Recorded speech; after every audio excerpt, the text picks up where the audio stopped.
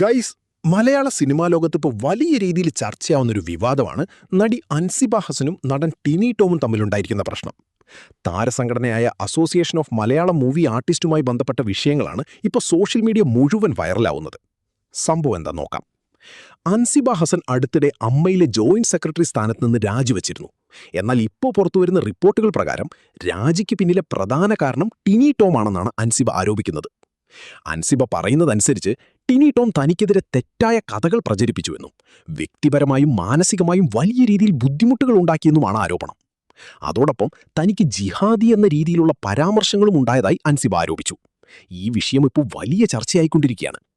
കൂടാതെ ഒരു വനിതാ അംഗം നൽകിയ പരാതിയെ തുടർന്ന് തനിക്ക് തൃപ്പൂണിത്തുറ പോലീസ് സ്റ്റേഷനിൽ മണിക്കൂറുകളോളം ഹരാസ് ചെയ്യപ്പെട്ടുവെന്നും അൻസിബ പറഞ്ഞു. ഇതിനിടെ നടി നീന കുറുപ്പും ടിനി ടോമിനെതിരെ പരാതി നൽകിയതായും റിപ്പോർട്ടുകൾ പുറത്തു വന്നിട്ടുണ്ട്. അതേസമയം ടിനി ടോം എല്ലാ ആരോപണങ്ങളും നിഷേധിച്ചിരിക്കുകയാണ്. താൻ ഒരിക്കലും മതപരമായോ വ്യക്തിപരമായോ അത്തരത്തിലുള്ള പരാമർശങ്ങൾ നടത്തിയിട്ടില്ലെന്നും അൻസിബയ്ക്ക് തെറ്റായ വിവരങ്ങളാണ് ലഭിച്ചതെന്നുമാണ് ടിനി ടോം മാധ്യമങ്ങളോട് പ്രതികരിച്ചത്. ഇപ്പോൾ ഈ വിഷയം മലയാള സിനിമാ ഇൻഡസ്ട്രിയിലും സോഷ്യൽ മീഡിയയിലും വലിയ രീതിയിൽ ചർച്ചയാവുകയാണ്. ഈ വിഷയത്തിൽ നിങ്ങളുടെ അഭിപ്രായം എന്താണ്? കമന്റിൽ പറയൂ. കൂടുതൽ സിനിമാ വാർത്തകൾക്കും ലേറ്റസ്റ്റ് അപ്ഡേറ്റ്സിനും ചാനൽ സബ്സ്ക്രൈബ് ചെയ്യാനും വീഡിയോ ലൈക്ക് ചെയ്യാനും മറക്കല്ലേ.